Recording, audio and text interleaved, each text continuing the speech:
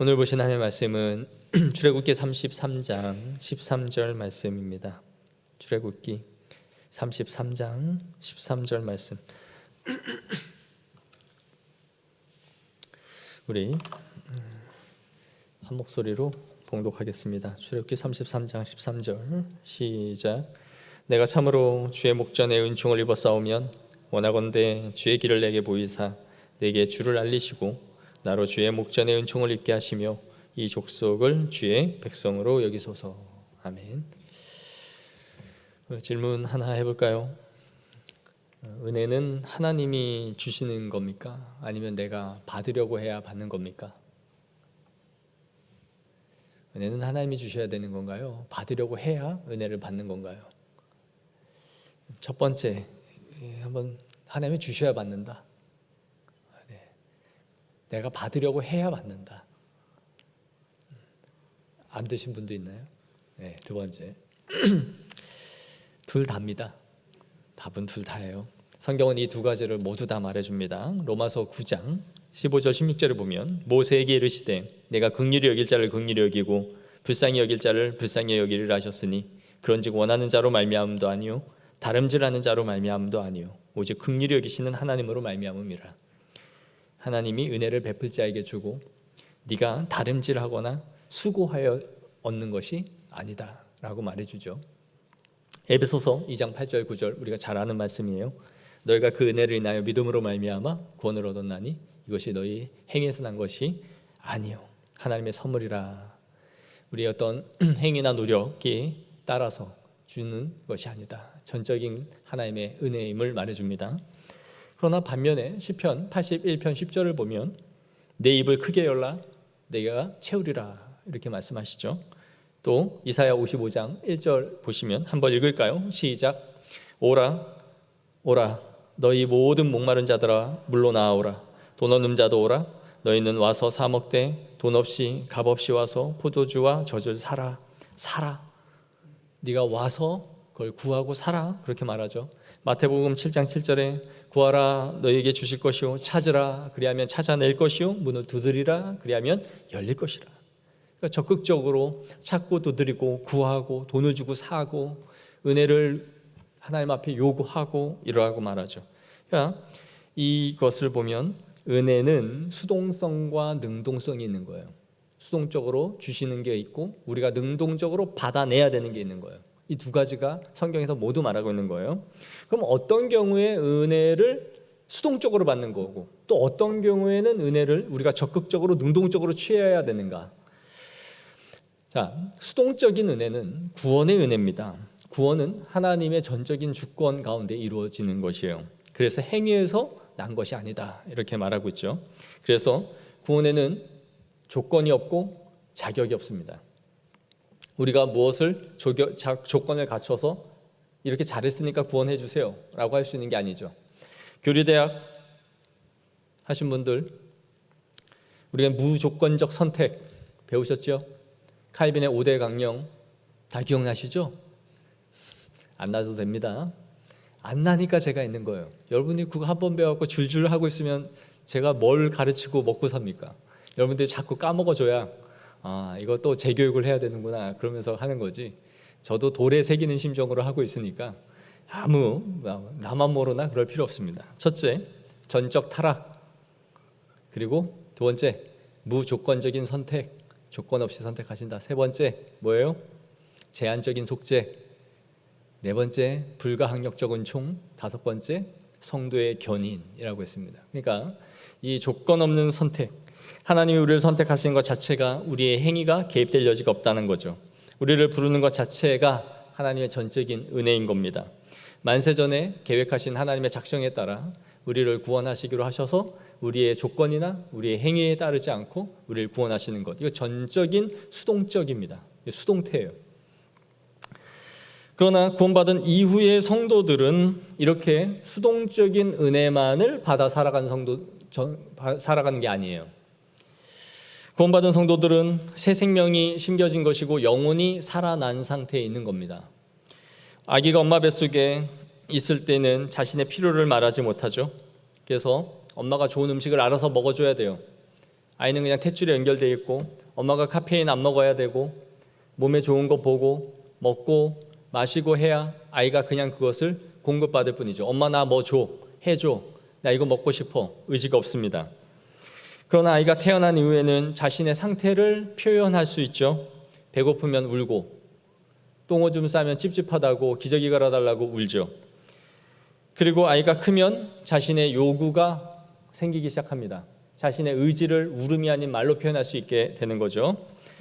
마찬가지로 구원받은 성도들은 우리의 영혼의 필요에 따라 갈증과 배고픔을 느끼게 되고 거기에 따라 적극적인 은혜를 구하며 찾을 수 있는 겁니다. 그래서 구원받은 성도들은 이제 능동적인 은혜를 구할 수 있는 거예요. 성도들은 그래서 은혜의 자리를 찾으면 찾을수록 성장해 가고 은혜를 누리면 누릴수록 즐거움을 누리는 거예요. 웨스민스터 신앙고백 소요일문답 14장에 보면 웨스민스터 고백서 구원에 이르는 믿음을 말하면서 은혜의 방편이라는 걸 말해줘요. 은혜의 방편이 뭐냐? 은혜를 어떻게 받을 것인가를 우리에게 말해주죠. 거기에 의하면 세 가지를 말하는데 말씀과 기도와 성례라고 말하고 있습니다. 이게 개혁주의 장로교회가 추구하고 있는 세 가지예요. 찬송 없죠? 희한하게 난 찬송 부르면 은혜 받는데 우리의 신앙 고백 안에는 이게 은혜 방편은 아니에요. 찬양은 하나님 앞에 우리가 송영으로 올려드리는 거지 우리가 이걸 통해서 은혜를 받는 건 아닙니다. 그렇다고 찬양이 은혜가 없다 그런 의미는 아니에요. 우리는 이 세 가지를 말하고 있고 카톨릭은 7가지의 성례를 포함시키죠. 견진성사, 우리가 아는 고해성사, 종부성사, 신분성사, 혼인성사 이런 등등 7가지를 통해서 은혜를 주신다라고 말해요. 이 은혜를 받을 때는 항상 사제가 개입이 돼야 됩니다. 사제가 있어야 되는 거지 하나님이랑 직접적으로 은혜를 받고 주는 그런 건 없어요. 어쨌든 우리는 이 세 가지를 말하는데 웨스민스터 소요문답 90문에 이렇게 말해요. 우리 한번 읽겠습니다. 하나님의 말씀이 어떻게 효력이 되어 구원에 이르게 되는가? 라고 질문하면서 답 읽겠습니다. 시작. 하나님의 말씀이 구원에 이르는 효력이 되게 하려면 우리는 부지런함과 마음의 준비와 기도로서 힘써야 하며 믿음과 사랑으로서 그 말씀을 받아들여 우리 마음에 간직하며 우리의 생활로 실천하여야 한다. 우리가 다 주보에 지나가서 기억이 안 나지만 올렸던 내용이에요. 여기서 말하는 게 뭐예요? 부지런함과 마음의 준비와 기도로 임해야 된다. 그리고 그것을 마음에 간직할 뿐 아니라 삶의 실천의 원리로 삼아서 살아갈 때에 이것이 효력이 있다라고 하나님의 말씀이 구원으로 역사하는 효력이 있다라고 말하는 거죠. 그러므로 성도들은 말씀을 읽는 것과 듣는 것과 실천하는 거 살아가고자 하는 의지와 기도를 하는 이 적극적인 삶을 실천해 나감으로써 은혜를 유지하고 누리며 살아가는 것입니다. 그러므로 구원받은 성도들은 하나님께 가까이 있기를 원한다면 은혜의 수단들을 부지런히 사용하고 적극적으로 사용해야 됨을 우리에게 말해주고 있는 거죠. 그래서 한 주를 세상에서 그냥 저냥 살아가다가 주일날 교회를 오는 것과 은혜의 방편들을 주중에 부지런히 사용하면서 주일날 예배를 드리는 사람의 은혜의 정도는 엄청난 차이가 있는 거예요. 그거는 비교가 안 돼요. 수요일도 오고 금요일도 오고 또 자신의 경건의 말씀과 기도 생활을 하면서 이 은혜의 방편을 가지고 살아가다가 주일날 오는 것과 그냥 세상에서 6일을 깡그리 일만 하고 주몰라라 하고 살아가다가 주일날 그냥 예배 자리에 앉아서 한번 찍고는 가야지, 예배 안 드리면 섭섭하지, 또 한 주가 찝찝하지 하는 마음으로 오는 거는 천양지차다. 그래서 은혜를 누리는 강도와 질은 여기에서 결정이 나는 거예요. 적극적으로 은혜를 찾지 않으면 신앙생활을 잘 할 수 없는 겁니다. 이렇게 은혜의 방편들을 사용하지 않으면서 우리가 은혜를 잘 유지하고 살아갈 수 있다라고 생각하는 것은 공부하지 않는 아이가 서울대학 갈 수 있을 것이다 라는 생각과 다름이 없는 거예요. 운동하지 않으면서 체력이 좋아질 것이다 라고 생각하는 것과 다름이 없는 거죠. 우리 이걸 뭐라고 합니까? 하지 않으면서 무언가 되기를 바라는 것? 요행이라 하죠. 그러니까 요행으로 신앙생활을 하는 거예요. 오늘도 뭐 운이 좋으면 은혜를 주시겠지, 또 운이 좋으면 믿음이 잘 자라겠지, 아니라는 거예요. 자꾸 수동적인 은혜만을 생각해서 적극적으로 하나님을 추구하고 실천하고 봉사하고 그렇게 말씀 가운데 서지 않으면서 마치 하나님이 때려 부어주셔야 우리가 은혜를 받지라는 이 수동성은 구원받은 성도에게는 거의 해당이 안 됩니다. 수동성은 뭐라 그랬어요? 은혜의 수동성은 구원을 주시는 은혜예요. 그건 내가 뭘 한다고 되는 게 아니란 말이에요. 그러나 성화를 이루고 성도 다움으로 가기 위한 삶에는 반드시 뭐가 필요하다?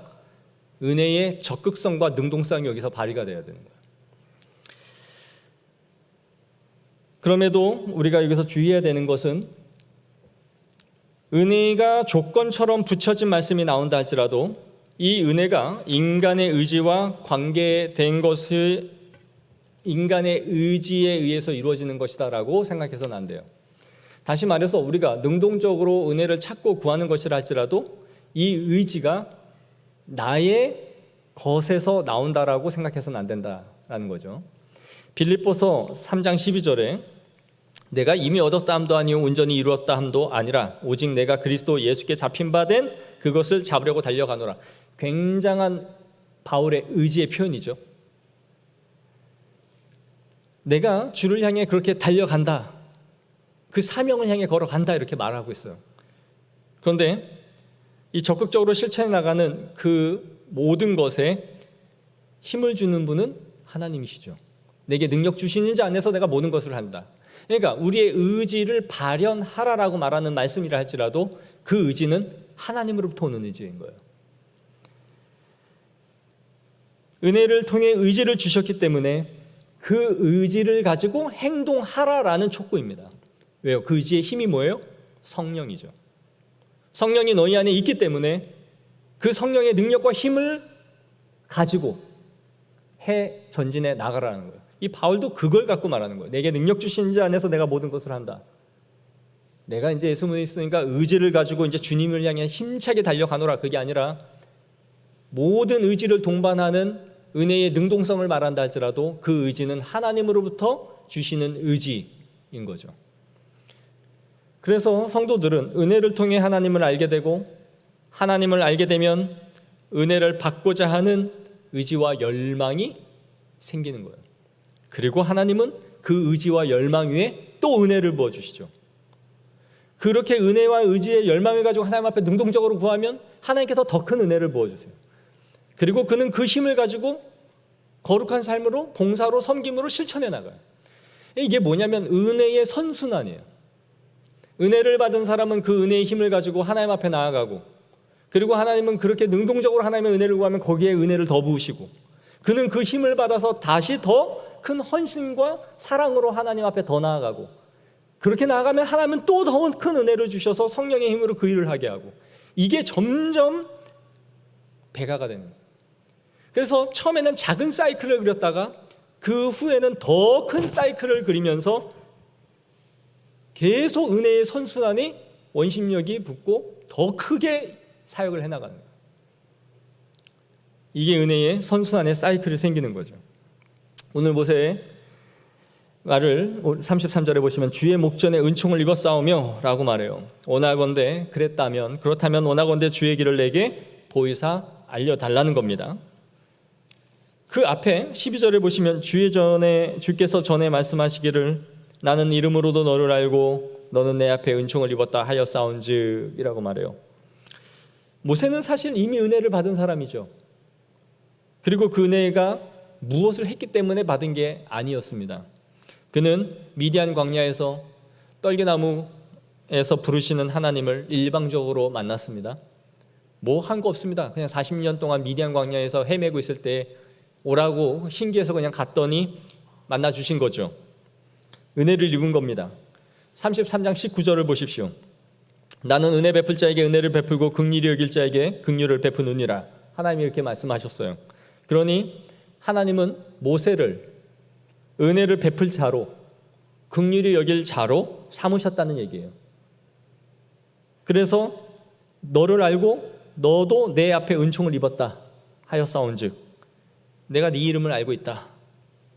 그러니까 아무 조건 없이 모세가 부름을 받아서 은혜를 입었던 거죠. 그런데 13절에 뭐라고 말하냐면 내가 참으로 주의 목전에 은혜를 입었사오면 원하건대 주의 길을 내게 보여달라라고 구하는 겁니다. 모세는 자신을 구원하여 주신 것에서 한 걸음 더 나아가 하나님의 계획을 이루어가는 데 있어서 그분의 의도와 목적이 무엇인지를 나에게 알려주옵소서라고 구하는 거예요. 하나님이 내가 어떻게 나아가기를 원하시는지, 뭘 하기를 원하시는지를 나에게 보여주옵소서. 그 의미인 거죠. 즉 하나님의 목적과 계획을 개인적으로 알게 해주셔서 내가 그것을 적극적으로 이루어갈 수 있게 하옵소서라는 겁니다. 하나님의 비전과 하나님의 주신 사명을 알려주시기를 구하는 기도를 지금 하고 있는 것이죠. 모세는 매우 능동적이고 적극적으로 하나님의 은혜를 지금 구하고 있는 겁니다. 이미 은총을 입은 자로서 하는 간구인 거죠. 모세가 출애굽을 경험했고 애굽을 나올 때 수많은 기적을 이미 자신을 통해서 베푸시는 하나님을 경험했습니다. 은혜를 입은 거죠. 그리고 이스라엘 백성들을 이끌고 홍해까지 넘어왔습니다. 또한 시내산에서 그는 하나님을 대면하여 보았고 20장에서 10계명까지 받아 내려온 사람이에요. 엄청난 은혜를 입었죠. 그럼에도 불구하고 오늘 이 33장에 그가 뭐라고 하냐면 은혜를 입은 이 사람이 주의 길을 내게 보이사 주를 알리시고 내가 주님의 은혜를 입었다면 주의 길을 내게 보이시고 알려달라라고 구하고 있는 것입니다. 우리는 이런 적극적인 기도가 필요한 거예요. 왜 이런 기도가 필요합니까? 하나님의 일을 하는 데 있어서 지체되거나 흐트러짐이 없이 올곧고 바르게 온전히 이루기 위해서 이런 기도를 해야 되는 겁니다. 시간을 소진하지 않고 빙빙 돌지 않고 나아가기 위해서 이런 기도를 해야 되는 것이죠. 하나님이 주신 우리의 인생에 정해진 시간 안에 우리는 쓰여지게 될 겁니다. 뭐 더 하고자 하여도 우리의 육체의 한계 안에서 쓰시는 시간이 있죠. 그런데 우리가 하나님의 뜻을 바르게 깨닫지 못하면 우리는 자꾸 좌충우돌하게 됩니다. 목회를 하면서도 자신이 분명한 길을 모르면 어디 세미나 가서 이거 해보다가 좋다 그러면 한번 해보고 또 이거 한번 배워왔다가 또 이거 한번 해보고 안 되면 2, 3년 있다 또 갈아엎고 그래서 이제 그쯤 되면 성도들이 목사님이 세미나 간다면 제일 무서워하죠. 갔다 오면 또 뭘 하려고 하실까? 계속 이렇게 향방 없이 일을 하게 되는 거죠. 고린도전서 9장 26절에 바울이 말하기를 그러므로 내가 다름질하기를 향방 없는 것 같이 아니하고 싸우기를 허공을 치는 것 같이 아니하겠다. 방향성도 없이 허공에다 주먹을 휘두르는 것처럼 그렇게 시간을 소진하지 않겠다라는 거예요. 우리가 구원받은 하나님의 백성들이라면 이미 은혜를 입은 하나님의 자녀들이라면 이런 기도를 해야 됩니다. 주의 길을 내게 보여주소서. 내가 나의 시간을 허비함이 없이 분명한 길을 알고 그 길을 추구해 나갈 수 있게 해달라고 구하는 거예요. 되는 대로 사는 삶이 아니란 말이에요. 아무리 목회가 길고 여러분의 사역이 길어도 향후 앞으로 뭐 20년, 10년, 30년 아니겠습니까? 아직도 많네요. 안 많은 거죠. 그걸 올곧게 스트레이트로 가느냐, 가다가 아닌가벼 또 돌고 아닌가벼 또 돌고 그렇게 굽이굽이 가느냐. 이전에는 몰라서 그렇게 못했다면 이제는 주님 나의 길을 보이사 온전히 그 뜻을 이루게 하여 달라. 그 기도가 여러분의 삶에 있어야 되는 줄 믿습니다.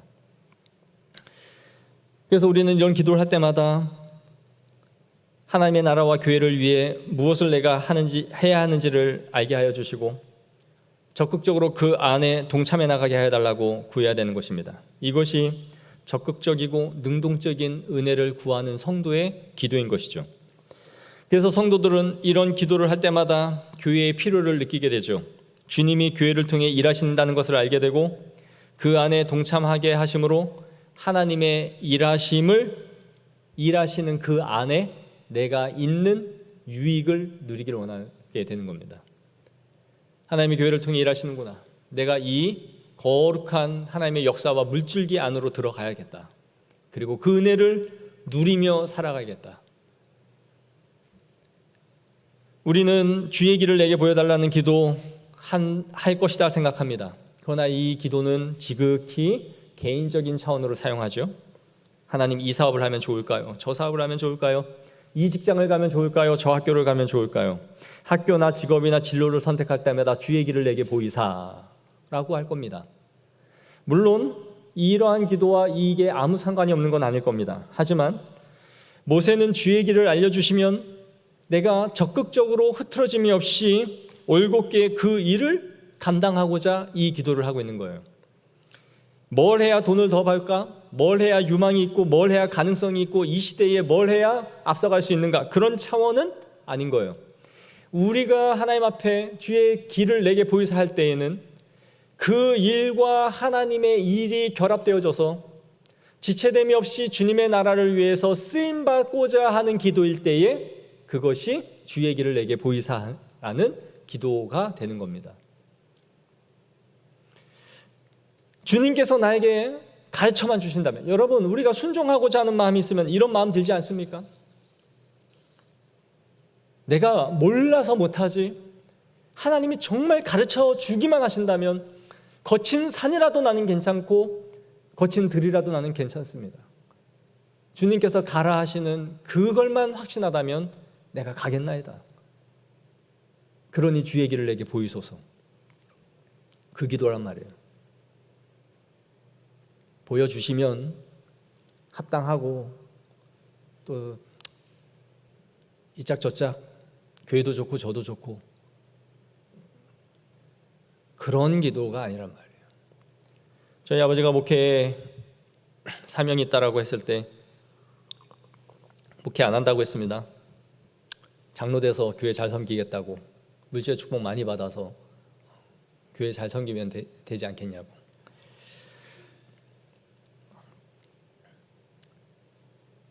마음에는 그렇겠죠. 나도 편하고 교회도 잘하면 좋지. 그러나 우리가 진정으로 하나님의 뜻을 구하는 주의 길을 내게 보이사라는 것은 항상 우리의 소원이 개인적인 것이 아니라 주님 말씀만 하시면 이 종이 듣겠나이다 하는 그 마음이 내게 있을 때에 이것이 진정한 기도가 되는 거예요.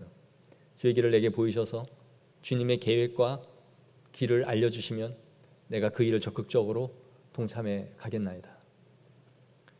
그러한 기도가 여러분에게 있을 때에 큰 은혜가 복이 임할 줄 믿습니다.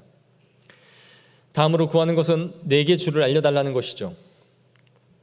모세는 이미 하나님을 많이 경험했습니다. 그러나 그 하나님을 더 알고 싶어 해요. 다함이 없는 하나님의 은혜를 구하는 것이죠. 이것이 하나님을 경험한 성도들의 큰 특징입니다. 하나님을 알면 알수록 더 구하게 되고 더 은혜를 사모하게 되는 것이 성도들의 특징인 거죠. 성경도 그렇지 않습니까? 성경 1독을 한다면, 그리고 매년 1독씩 한다면 내용은 익숙해집니다.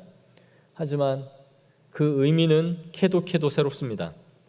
우리의 지성과 우리의 깨달음이 부족할 뿐 하나님은 이 안에 무궁무진한 새로움을 그 안에 숨겨두셨다는 것을 알게 되죠. 그래서 그 신비가 깊기 때문에 2000년의 역사 속에 수많은 설교자들 설교를 해도 새로운 설교가 나올 수 있죠. 출애굽기 33장 11절에 사람이 그 친구와 이야기함 같이 여호와께서는 모세와 대면하여 말씀하셨다라고 성경은 말해요.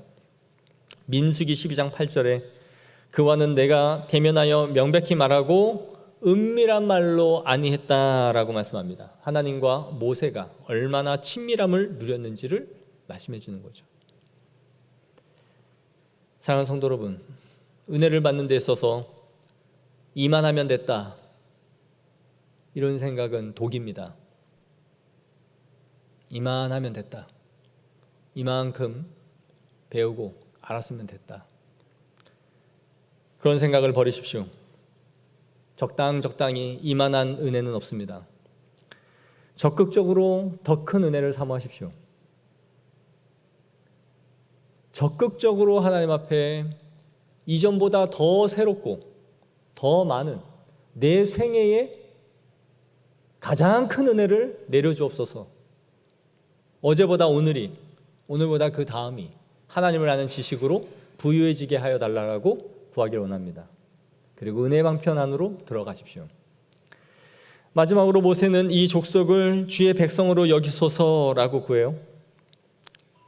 33장 16절에 나와 주의 백성이 주의 목전에 은총을 입은 줄을 무엇으로 알리이까? 주께서 우리와 함께 행하심으로 나와 주의 백성을 천하 만민 중에 구별하심이 아니니까? 라고 말해요. 그러면서 18절에 원하건대 주의 영광을 내게 보이소서. 모세는 자기 혼자만 하나님을 알고 체험하는 것으로 만족하지 않았습니다. 얼마나 모세가 하나님의 영광을 입었습니까? 그의 얼굴에는 광채가 났고 시내산에서 내려왔을 때 사람들이 그에게 얼굴에 있는 빛을 보는 것조차 두려워했죠. 그래서 그의 얼굴을 수건으로 감아야 했을 정도였습니다. 내가 너희들의 지도자지. 나는 이 정도 체험했어. 난 하나님과 대면했고 그분은 은밀하게 나에게 말한 분이 아니야. 나 정도 경험하려면 너는 내 발꿈치도 못 따라가. 모세는 이런 생각을 하지 않았습니다. 이것이 이스라엘 전체 백성들에게 확장되어지기를 원했고 자신이 경험한 것뿐만이 아니라 모두 하나님의 백성들이 주의 길을 보기를 원한 것이죠. 은혜를 풍성하게 누리는 성도들은 항상 이러한 갈망이 생기는 겁니다. 세상은 우리에게 남이 어떻든 너만 잘하면 된다라고 말하죠. 그러나 우리가 은혜를 누린 성도들은 그렇게 있을 수가 없습니다. 좋은 말씀을 들으면 누구도 같이 들었으면 좋겠다 생각하게 되고 함께 은혜를 누리면서 같이 걸어가면 좋겠다라는 마음이 드는 것이 성도의 열망이자 갈망인 것이죠. 그 갈망과 그 열망 때문에 전도를 하는 거예요. 이 좋은 것을 나만 누릴 수는 없다. 그게 전도예요. 그 마음에서 나오는 게 전도예요. 그 영혼에 대한 안타까움과 아픔과 기쁨을 함께 공유하고자 하는 그 마음이 전도의 시작점이에요. 우리는 더 풍성한 하나님의 은혜를 경험하도록 자신을 구해야 됩니다. 하지만 은혜를 아는 자들은 교회의 모든 성도들이 은혜의 배제됨이 없이 함께 걸어갈 수 있기를 구하며 함께 그들을 끌고 더불어 걸어가야 될 책임이 있습니다. 그걸 해야 됩니다. 혼자 교회에 오시는 거 잘하는 겁니다. 그러나 독려하여 둘 셋을 데리고 오는 건 더 잘하는 겁니다. 함께 예배의 자리를 채워가는 것이 은혜를 누리는 자들이 해야 할 귀한 사명인 줄 믿습니다. 기도의 자리, 말씀의 자리, 은혜의 방편의 자리로 독려하고 끌고 가야 되는 것입니다. 그리고 함께 누리며 성장해야 교회의 다움이 이루어집니다. 교회가 부흥하고 성장하기 위해서는 모든 성도들이 은혜의 중심 안으로 들어와야 돼요. 은혜의 변두리, 은혜의 가장자리에 있는 성도들이 다수가 되면 교회는 설 수 없습니다. 대부분의 성도들이 은혜의 중심 안에 들어오고 변두리와 가장자리에 있는 성도들을 은혜의 중심원에 안에 있는 성도들이 끌고 들어와서 함께 은혜를 누리게 할 때 풍성한 은혜가 우리에게 임하는 것입니다. 그 일을 해야 됩니다. 말씀을 맺겠습니다. 항상 교회를 위해 기도할 때마다 기도하십시오. 은혜의 중심에 서게 하옵소서. 그리고 모든 성도들이 함께 은혜의 풍성함을 누리게 하여 주시고 은혜에 배제되는 사람이 없게 하여 달라고 구해야 됩니다. 그리고 나 스스로가 배제돼서는 안 되죠. 더 많은 더 풍성한 은혜를 경험하게 하여 달라고 날마다 구하십시오. 그리고 모두가 그렇게 하나님 앞에 간구할 때 하나님께서는 그 기도를 기뻐하시고 우리에게 주의 길을 보이실 것입니다. 하나님의 은혜가 우리 모든 삶 가운데 풍성히 임하기를 소망합니다. 기도하겠습니다.